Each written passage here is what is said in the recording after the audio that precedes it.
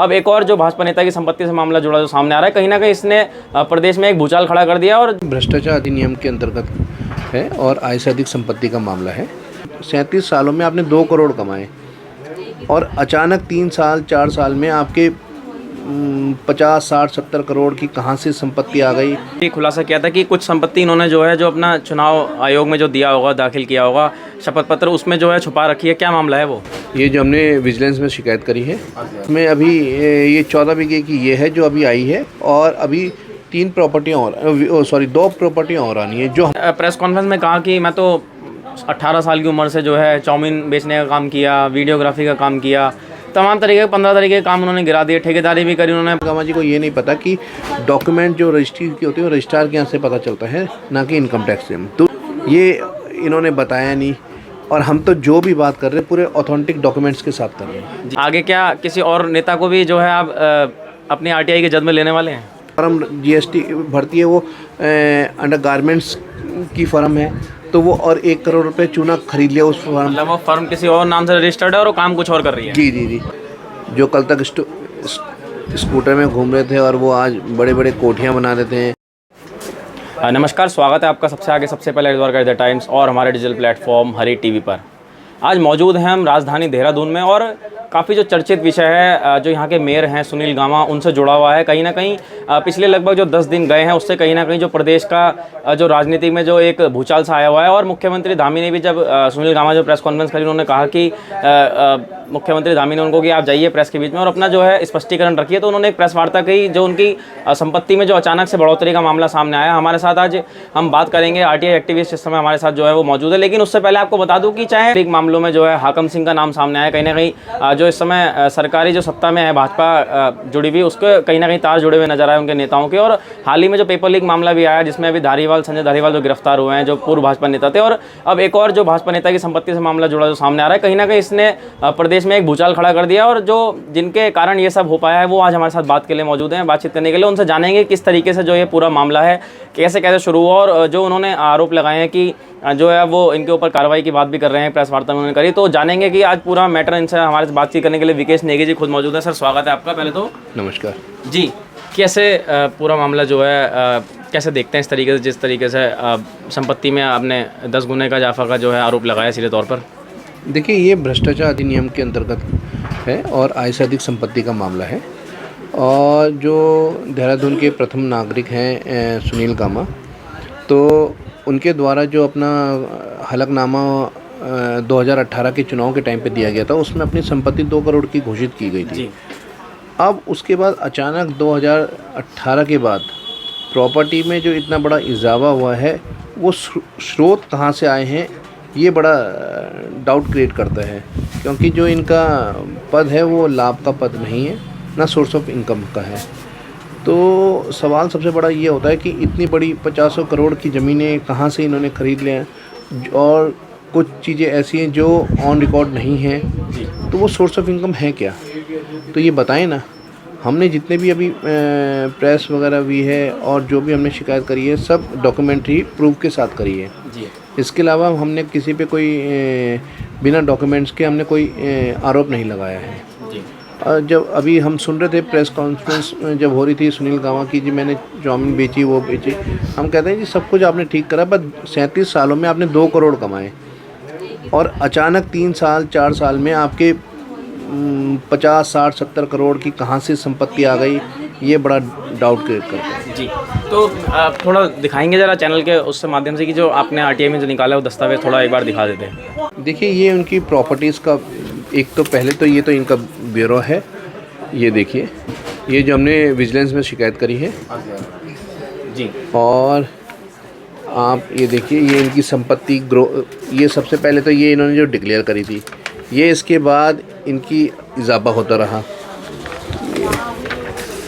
ये टोटल कितनी संपत्तियाँ हैं? देखिए, टोटल 16-17 प्रॉपर्टीज़ हैं और उसमें अभी ये 14 बीघे की ये है जो अभी आई है और अभी 3 प्रॉपर्टियाँ और 2 प्रॉपर्टियाँ और आनी है जो हमारे नॉलेज में है, जो नॉलेज में है। बाकी इसके अलावा और कितनी हम उसको हम बता नहीं सकते।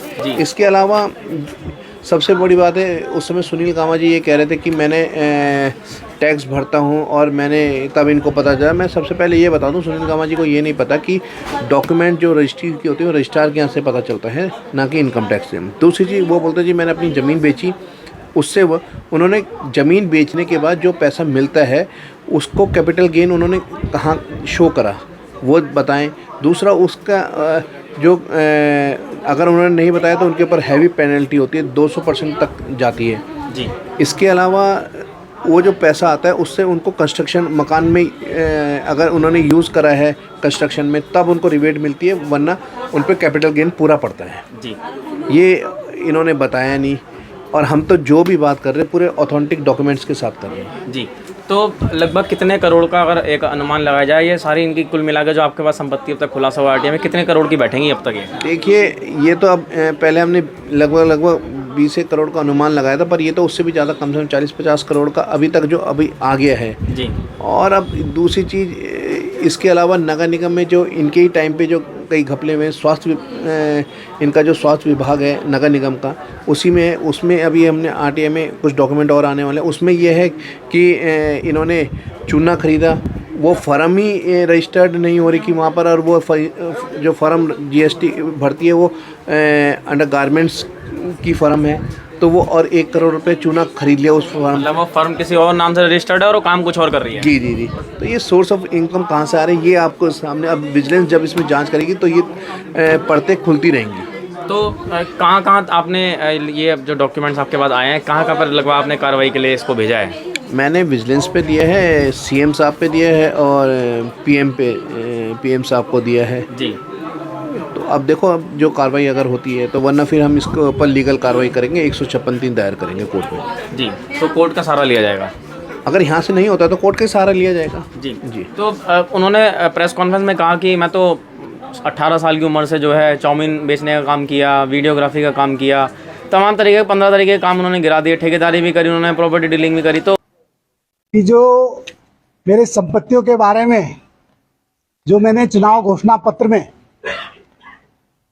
अपनी संपत्तियां दिखाई थी और उससे लेकर आज तक की संपत्तियां मेरी सारी जोड़ दी गई।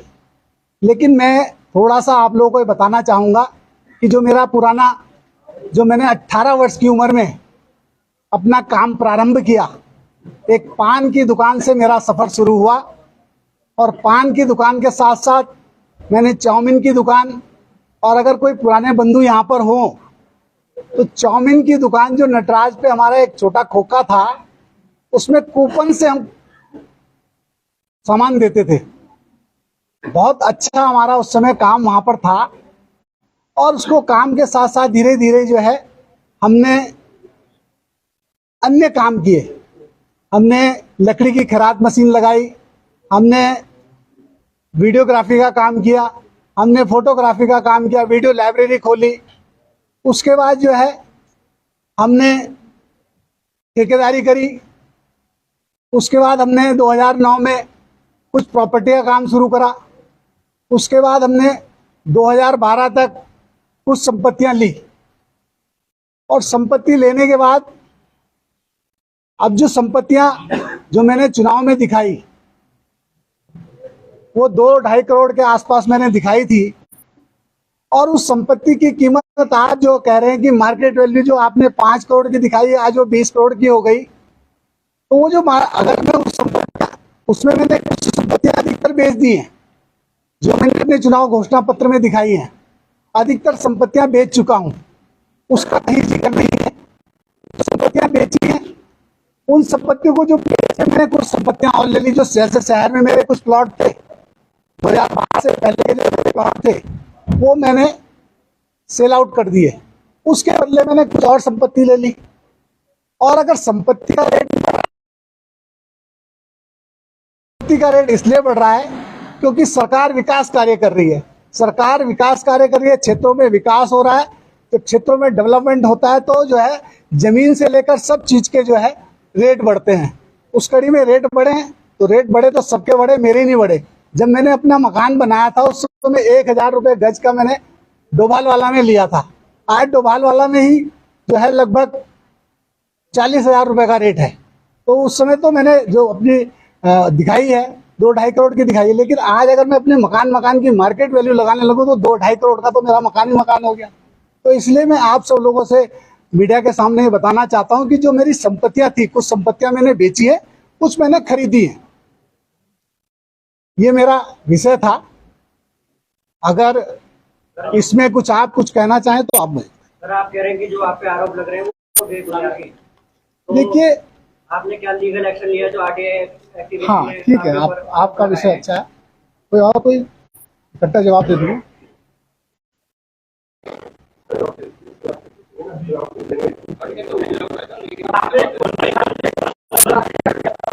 मामला सामने आ रहा है कि जो पट्टा आपने देवेंद्र के साथ दिया था क्या दोबारा बोलो?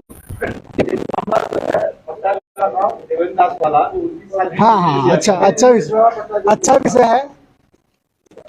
जो मैंने 2012 में एक बहन जी को एक आवेदन किया कि मेरे को भी एक छोटा सा दुकान बनाने के लिए एक जमीन किराए पे आप दे दें। तो एक साहनी के साथ जो है, जो पुराना अलॉटमेंट उन्होंने साहनी को कर रखा था, तो उस बहन जी ने उसको खाली कराने का नोटिस दिया था। नोटिस इसलिए दिया था क्योंकि उसने सबलेट कर दी थी। जो उसका पुराना ओरिजिनल किराएदार था उसने आगे किसी को दे दी, तो बहन जी ने उससे वो खाली कराने का वो कर। जब उसने खाली करी तो माननीय बहन जी ने मुझे वो किराए पे दे दी। और ये किराए पे सिर्फ एक मेरे को ही नहीं दी, पूरे शहर में जो है बहन जी की जमीनें सब किराए पे हैं, मकान है, दुकान है, सारी किराए पे हैं। ये मेयर बनने के बाद भी है या अगर उससे पहले ही आपने? मैंने 2012 में एक एप्लीकेशन दे रखी थी उनको। 2012 से एप्लीकेशन में जब वो जगह खाली हुई तो बहन जी ने मुझे अलॉट कर दी वो।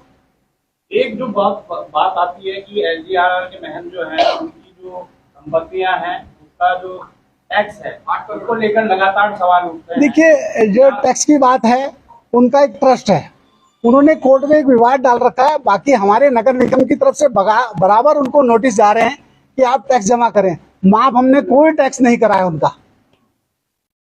ऐसा कोई डिक्लेरेशन आपकी तरफ से है कि महल ने अब तक कितनी संपत्ति आपको लीज करी? अब ये तो पूरा शहर ही बहन जी ने जो है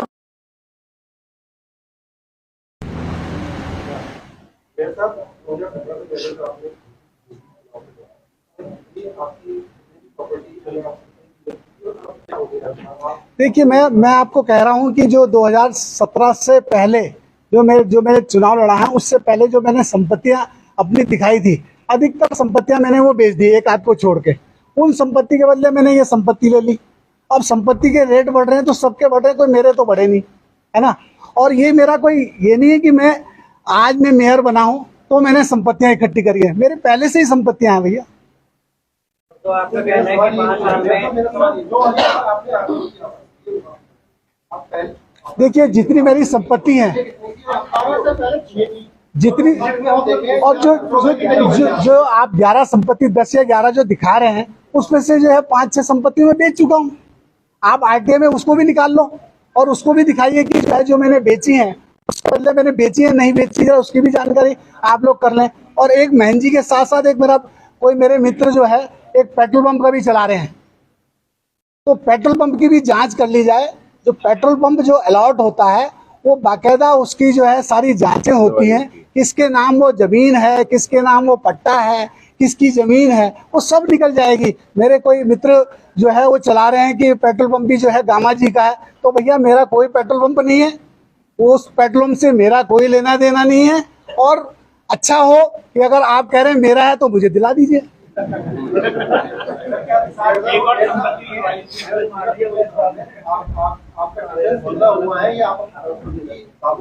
देखिए, ऐसा है जितनी मैंने संपत्तियां जोड़ी हैं वो मैंने सब आरटीआई में, मैंने अपनी इनकम टैक्स भरता हूं, ये तभी तो आपको मिली है। तो अगर मैं छिपाता तो कहां से आपको मिलती। जो मेरे कुछ मित्रों ने ये निकाली है, मैंने सारी संपत्ति अपनी घोषित कर रखी है, कोई अवैध संपत्ति नहीं है, कोई अघोषित संपत्ति नहीं है, सारी बेनामी, कोई मेरे पास बेनामी संपत्ति नहीं है।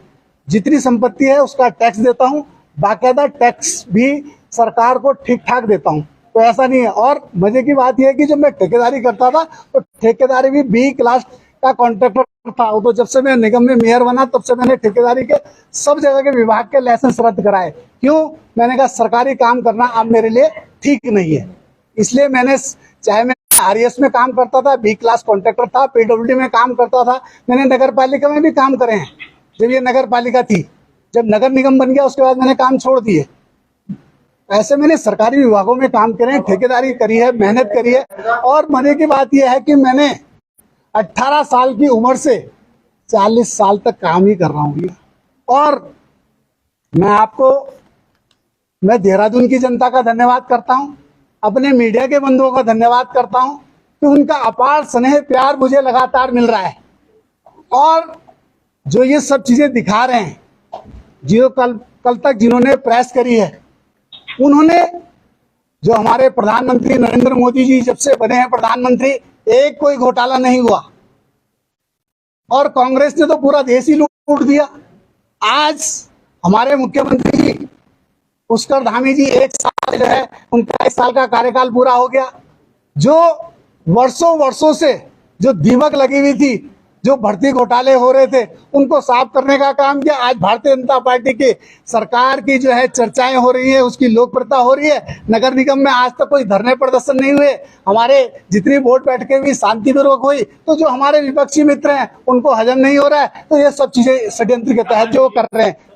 मेरा विषय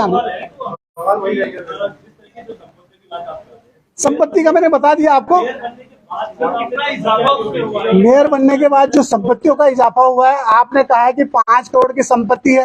5 से 50 कह दिया उन्होंने। 5 से नहीं, अभी 5 से 50 तो मैं कह रहा हूँ। मैं कह रहा हूँ कि मैंने गलती कर दी, जो अपनी संपत्तियां बेची है। आज उन संपत्तियों की कीमत भी 50 से ऊपर होती। अरे मैं कहता हूँ, मैं कोई आज से कोई प्रॉपर्टी खरीद रहा हूँ, मैं तो उससे पहले भी खरीद रहा हूँ।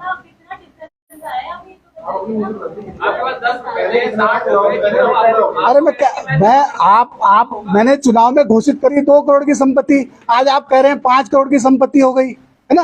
जो नहीं, वो आप मार्केट वैल्यू, वो आप मार्केट वैल्यू के हिसाब से कह रहे हैं कि 20 करोड़ की हो गई, 50 करोड़ की हो गई, 100 करोड़ की हो गई। वो नहीं है विषय, ये नहीं है विषय। ये है कि जो मेरी संपत्तियां हैं। और एक चीज लास्ट में आपको और बता दूं कि 1 करोड़ 25 लाख रुपए का मेरे पास लोन भी है। 1 करोड़ 25 लाख का लोन भी ले रखा है मैंने, वो भी आप निकाल सकते हैं उसको भी। और उसके बाद मेरी पत्नी नौकरी करती है। मेरी बेटी जो है, जिसके लिए हमारे मित्रों ने भी बहुत आरोप लगाए, मेरी बेटी इस समय लंदन में, वो वहाँ जॉब कर रही है। मेरा बेटा भी जो है एमटेक है, वो भी काम धंधा कर रहा है। तो इस तरीके से आप ये मत कहिए कि मेयर की जो है कोई सैलरी नहीं है, तो मेयर के पास पैसा कहाँ से आ रहा।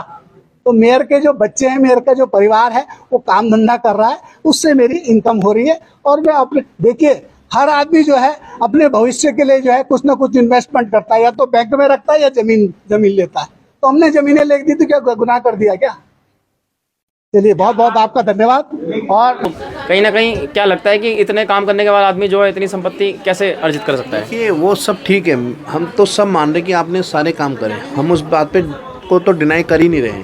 हम कह रहे आपने 2018 पे जितनी आपने प्रॉपर्टी डिक्लेयर करी है, उसके बाद जो आपने ग्रोथ करी उसका हमें बता दीजिए बस। हम तो उस पर जा ही नहीं रहे, आपने कितना काम करा, क्या करा, उस काम के हिसाब से आपने 2 करोड़ की संपत्ति इकट्ठी करी। मतलब 37 सालों में आपने 2 करोड़ करे।